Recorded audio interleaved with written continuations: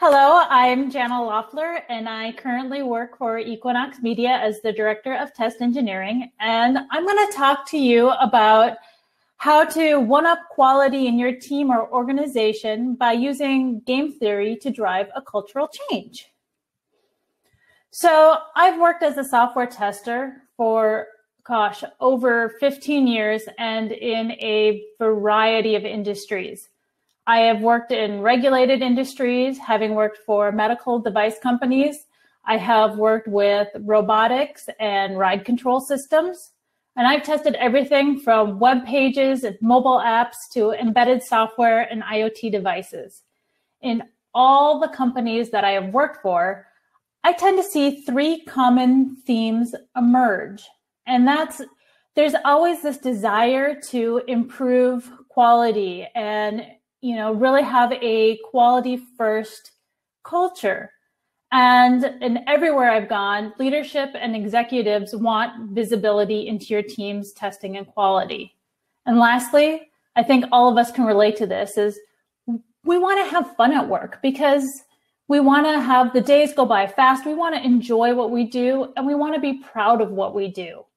So I'm going to show you how to use and how to understand and use game theory and systems thinking to drive a cultural change within your team and organization. Because as we all know, cultural change is hard. Now, I'm going to look at culture as the customs, arts, social institutions, and achievements of a particular people or other social group. And cultural change can be hard for many reasons, but usually I find it's a combination of three things that make it so difficult. First of all, culture is part of our identity. Many of us fear change because it may threaten our identity. In software testing alone, many of us are still very threatened by automation and AI. We just kind of had a great discussion around this in the panel. And a lot of that stems from the fear that if a machine can start to do what I do, then what does it mean for me as a tester? For some people, it really kind of challenges their identity as a tester. And cultural changes at the organizational level can be difficult as well, because sometimes organization uses culture as a control. Having worked in the medical device industry, I've had to be conscientious of FDA regulations. And at one company I worked for, I was required to do a 25-page test strategy document. It was a Word document given to fill out. I had this nice little template and I had to fill out all the things inside there. So I started to ask around why. And I was really surprised to find that people were getting defensive when I asked why it had to be this 25-page template. Well, the answer I usually received was, well, this document has passed FDA audit in the past. Therefore, it is required because we know it's good. There was a comfort in knowing that this document made it through an FDA audit once before. So they felt they could use it to control any FDA audit in the future. So there was a comfort there, there was a control there, and there was an identity there. It was all three wrapped into one. So culture, and especially when it's being used as control, can be a really difficult mindset to change. So how do we change a culture and have some fun? Well, games. Games are an amazing tool when it comes to understanding how people and teams think. They can promote collaboration and give insight into why initiatives and transformations may not have worked in the past. The other fun thing about games is that they allow people to step outside of their comfort zones. I mean, it's just a game, right? It allows people to explore their imaginations and childlike wonder because it's not quite reality. Imagine what you can learn from watching people play a game. Imagine how you can demonstrate to someone that something is achievable because they did it in a game setting. If you did it in a game, why can't you do it in everyday life? Maybe, just maybe, it's possible. And all of a sudden, all sorts of possibilities are unlocked. So in order to better understand all of this, let's dive into some game theory. Two common and readily studied game theories that give us an insight into human behavior and systems thinking are the Nash Equilibrium and Pareto Efficiency. Basically, the Nash Equilibrium states that no one person has anything to gain by changing their strategy alone. And Pareto Efficiency is when you have allocated all resources in a way that no one person is better off at the expense of anybody else. Let's look at this maybe in regards of team dynamics. Let's say your manager tells you that you have 2 new people starting your team. The most Pareto efficient way of dividing up these, or Pareto equal ways of dividing up those resources, is to have one be a tester and one be a developer. It's equal. Nice, right? However, your manager decides to make them both developers and not change any deadlines. Like, we've never experienced that before, adding 2 developers and no testers. It makes development better off, being able to produce more code faster. However, it makes the team worse off because now they have more to test. It's at the detriment of the testing team. So this would be Pareto inefficient. And it's important to note that a Pareto efficient allocation, while not always equitable, is not necessarily the best or most fair. An allocation can be very unfair and very unequal while still being Pareto efficient. Best way I've learned to think about this is cookies. Say you have 2 people and you have 4 cookies. Now, person number 1 is super hungry, and person number 2 is, kind of hungry, would be happy with maybe 1 cookie. The most Pareto equivalent would be to divide the cookies between the 2 resources. Person number 1 gets 2 cookies. Person number 2 gets 2 cookies. It's equitable, it's fair, and it's Pareto efficient. Nobody is better off, but person number 1 was really hungry, and person number 2 would have been, okay with 1 cookie. So it's not really efficient. It's equal, but not efficient. So let's look at it this way. What if I gave 3 cookies to person number 1 who was really hungry and 1 cookie to person number 2? You're still actually Pareto efficient, even though the resources were not allocated equally. And that's because they were still efficiently distributed between the 2 person. Person number 1 is super happy because they were extra hungry, so they get an extra cookie. And person number 2 is still really happy because they got the 1 cookie that they felt they just needed to get. If you gave all 4 cookies to person number 1 and person number 2 didn't have any cookies, that would make them sad. So that would be Pareto inefficient. That's the way I like to think about it in terms of cookies, because I like cookies. So this comes to what does that mean for digital transformations and culture changes? And really, this whole concept to me came around through Andrew Clay Schaefer, and he brought to my attention the concept of Pareto inefficient Nash Equilibrium in a podcast he did with Arrested DevOps. He talks about Pareto inefficient Nash Equilibrium in regards to the DevOps transformations. And this is really, really, really what made things click as to why I've seen previous initiatives and transformations fail. This is usually what I see in teams, and that is that everyone knows that they could be doing something better that would help the entire team, but nobody is willing to take that first step until somebody changes the game. So we're going to hope that I don't have too many technical difficulties here, but I want to show you a short movie clip that helps demonstrate some of these concepts. Incoming, gentlemen.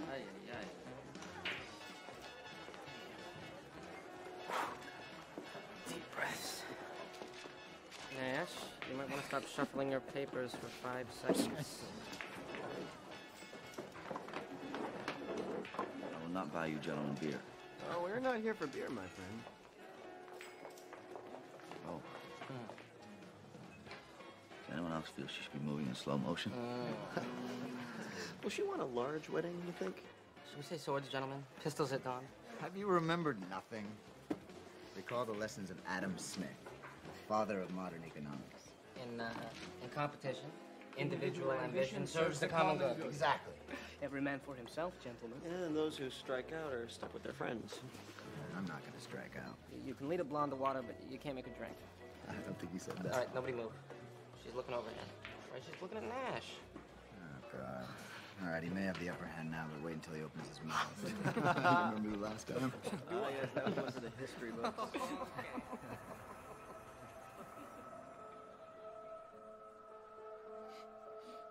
Adam Smith needs revision. What are you talking about?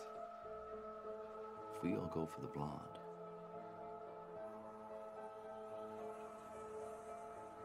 we block each other. Not a single one of us is going to get her. So then we go for her friends. But they will all give us the cold shoulder because nobody likes to be second choice. But what if no one goes for the blonde? We don't get in each other's way, and we don't insult the other girls. That's the only way we win. That's the only way we all get laid.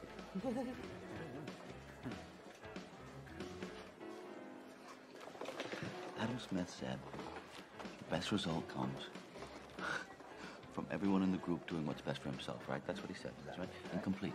Incomplete. Okay? Because the best result would come from everyone in the group doing what's best for himself and the group. Ash, this is some way for you to get the blonde on your own. You can go to hell. Governing dynamics, gentlemen. Governing dynamics. Adam Smith. What's wrong with you? Yep, here we go. Careful, careful. Thank you. It's just a cute clip from A Beautiful Mind that goes over what is the Nash Equilibrium. And the clip might not be the best example of Nash Equilibrium. It's been debated much online, but for the purpose of this presentation, it's a good example of game theory. So basically, I will give you the highlights of it because I understand the audio wasn't on.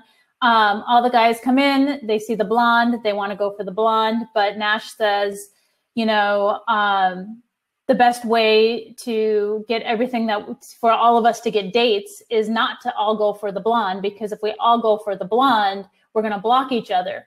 But if we all go for the blonde and then go for the brunettes are going to say, well, I'm second choice. So that's not any good. So in order to get the overall objective of getting a date, they had to change each of their individual strategy of going for the blonde simultaneously so that they all went for the brunettes, because there were an equal number of brunettes to the guys, and then they're not blocking each other. So in order for everyone to be successful, they changed their individual strategy for the greater good of the team. And this is where many initiatives and transformations fail. They fail to simultaneously change the behavior of all the people involved. Usually what we see are one or two advocates or people passionate about testing and changing quality and a culture of quality. Usually as testers, you know, we try and influence, but we don't have the influence or authority to simultaneously change people's behaviors. And as testers, many of us call ourselves quality advocates, but we don't really have the authority over scope, budget, and resources. So we need to influence people we need to find a way to influence people to get that cultural change we desire. And this is where we need to use this knowledge of game theory and change the game to change the culture. So what is a game, basically? A game is a sort of play or sport, especially a competitive one, played according to the rules and decided by skill, strength, or luck.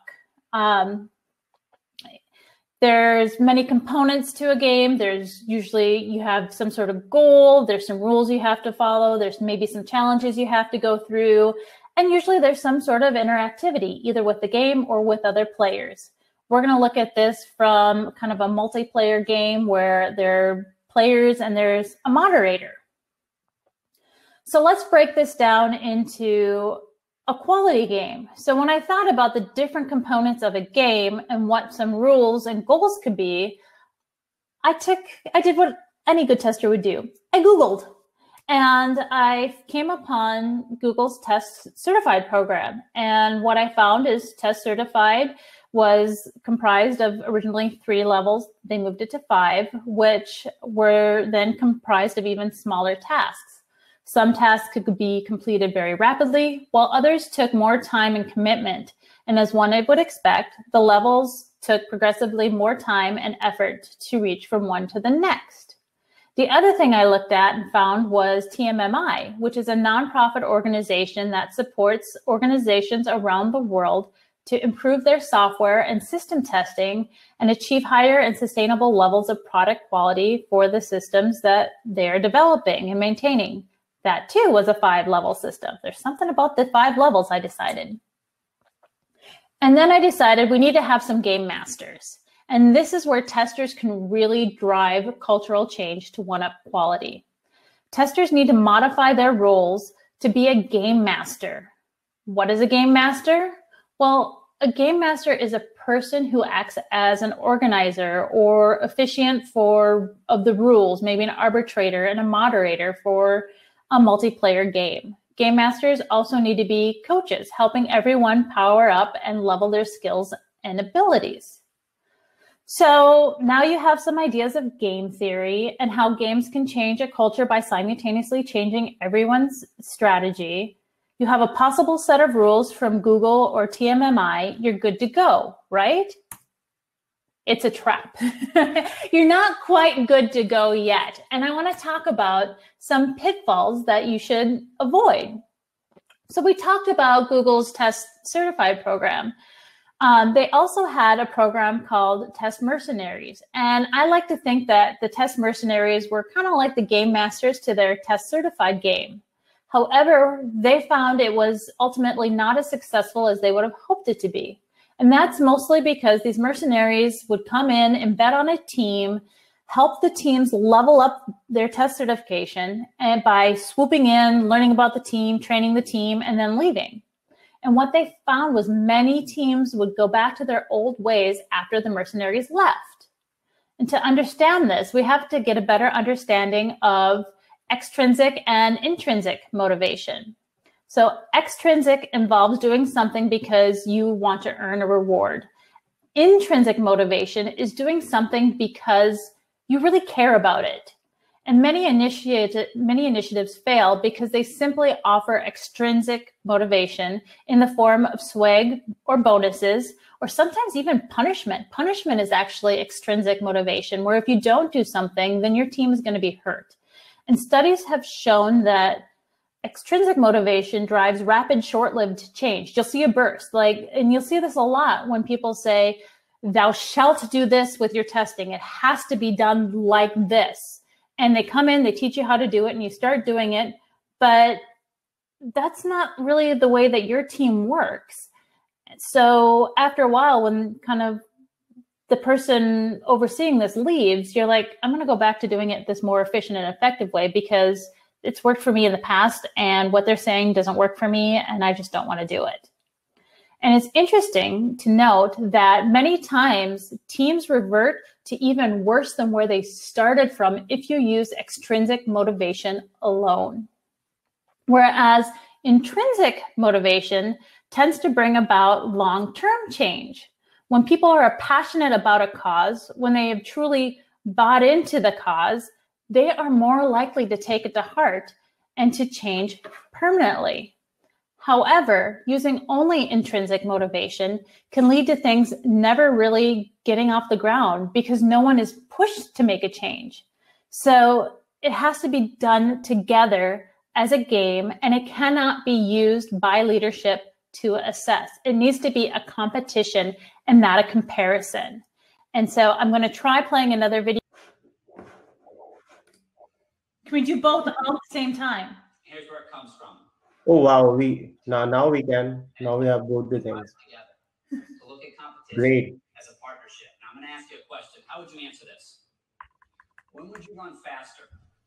By yourself or with someone else? With someone else, right? I talked to a lot of athletes, and they pick this one. Why? Competition, many different reasons, right? But what does this show us? That we need other people to push us to a level that we could not get to on our own, right? So I want to show you an example of another philosopher, a little Kanye West action, okay? Now, what's interesting is Kanye is oftentimes compared to Drake, so he's going to talk about how he views Drake, but also how he views competition. I look at Drake as like an amazing sparring partner. Well, I feel blessed. You know, someone's like, come on, man, get back up. Get back up. What's up? What's up, bro? What you doing? Because, you know, you sit there. I was sitting there getting fat, you know, sitting back, just knocked everybody out. And this guy hits the gym. He's just like running around like, oh, about 14 hits. Same as Paul McCartney. You know, I'm like, well, okay. Let me go to the studio then. Let's see what's happening. Let me get these lyrics up. Let me see what's happening. So that's where you're at right now. That's where you're getting these records from. Yeah. Is it still one of the greatest values in the hip hop is the competition? I think it's an important part of it. Yeah. I think it's an important part of everything. I think in fashion, architecture, anything that has to be a competition. You know, I think healthy competition is better than rivalry. I think rivalry becomes a cancer because it becomes like termites in your house. I think healthy competition is something where you appreciate how hard this person goes. You know, like, I think that Michael needed Prince. Everybody needs somebody to kick their ass a little bit. Awesome. So as you can see in that clip, just want to make sure you guys can still hear me and everything, right? We're good? Yeah, we're good. We're good. Yay. So as you can see, you need to have that healthy competition, and running a game will help promote that healthy competition, maybe not only within your team or, you know, across an organization. So I want to walk you through some steps to kind of avoid that trap. And the way I've kind of avoided the traps and the pitfalls of running these games is to select a team member to be the game master. And really what I do is if I have somebody that's part of the team or part of the organization that is creating some of these rules, then it helps to get me buy-in, because an important part of change management is buy-in. Your game will do a lot better if you leverage the intrinsic motivations of a team and make it relatable to the values of the team. My recommendation is to try and create game rules that are easily automated. Use data to show that a team is leveling up. In the absence of a clean automated metric, use a game master. Have the game master be responsible for reporting on the team's progress. Yes, people could cheat, but it goes a long way. Trust goes a long way in cultural change. We have to trust each other, much like in the clip about the Nash Equilibrium, where they all had to trust that they were not going to go for the blonde. We all have to cooperate together to have the most optimal outcome, and using both intrinsic and extrinsic motivation to drive people to change something that they are passionate about changing. And I like to ask, I like to ask these questions these 5 basic questions to get insights from teams. And I like to find out, you know, how are you doing what you're doing? Why are you doing what you're doing? What does quality mean to you? What metrics do you use? And my favorite thing to ask are, what are 3 things that you think would make your life easier? And the reason why I ask for 3 things is if you ask for the one thing. People are either going to give you the name of a tool, or they're going to give you more money/resources, more people, more money, more time. I can't affect money, time, people. So if I get rid of the money aspect of it and I get rid of the people aspect of it, then I have an actual thing that I can deal with. If they want a tool, I can talk about that tool and starts that conversation. It's something I have control over. So I like to get the money and the people out of the way by asking for 3 things, because usually one of those 3 things I can influence. Quality champions. So this is where I said select a person out of the team, and that quality champion is going to be someone who helps foster quality practice and ideas from within the development teams or within the team. Now, here's the big thing is they need to be passionate about quality, because this is a quality game, but it doesn't have to be a tester. If you have a developer that's passionate about quality, great.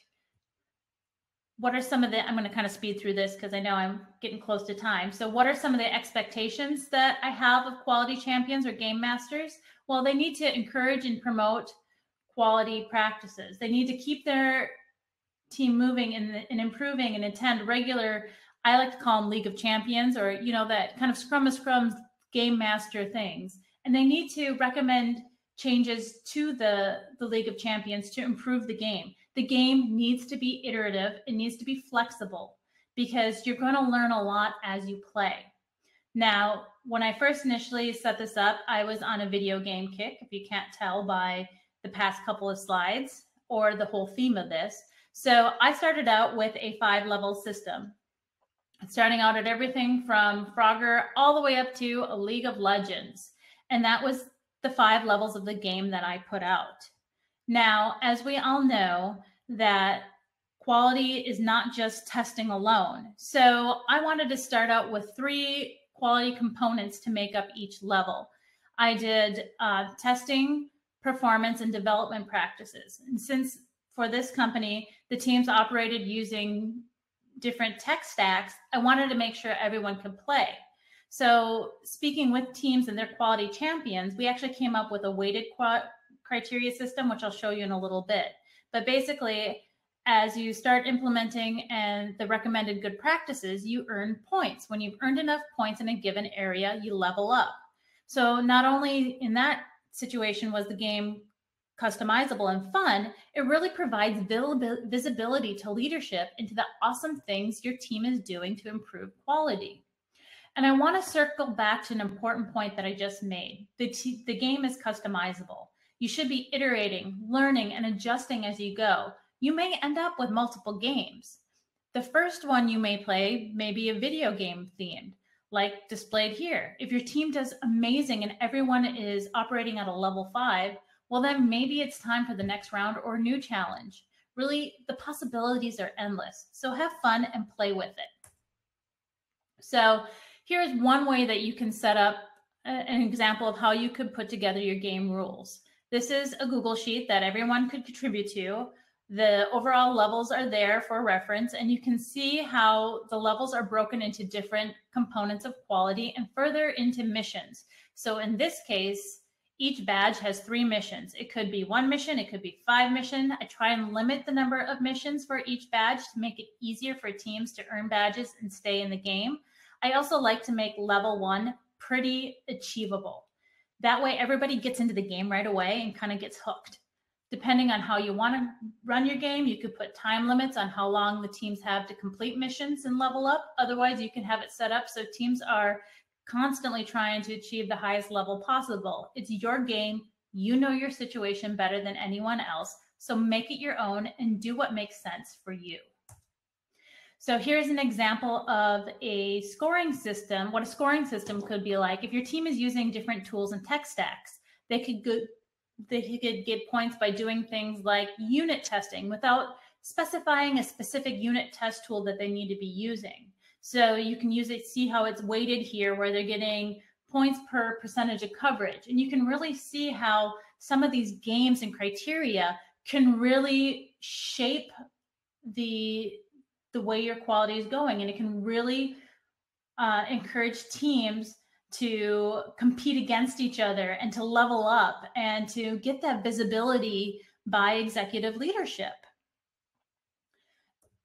And what I really want to say before, one of the things I like to say to summarize and close this up is, provided a skilled team of facilitators handles the game, few other approaches to teaching can match the immersive quality of playing games. So as testers and as people, as quality advocates, there are few other approaches to teaching and influencing people's quality behaviors and teaching people about qualities than the use of games. So thank you so much. I like to put this screen up here just for a couple of seconds so people can see it. And, I'll have my contact information if you need this, but here's some of the references and credits of what I used and some further learning. I highly recommend watching the Wicked Games, using games to resolve environmental conflicts. It's really cool how an organization actually put this into practice culturally. They went into a culture that was, two towns were eating at each other's natural resources and used a game to resolve that conflict. So here is my contact information. You can reach out to me via email or Twitter at any time. Sorry about the technical difficulties, but I'm glad we got that figured out.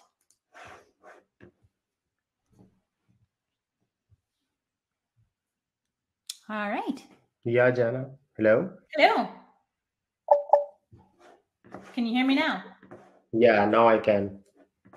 I mean, I really trust your live testing skills and maybe troubleshooting skills, I'd say. Right? The real trick was basically the refresh button, right? Yes.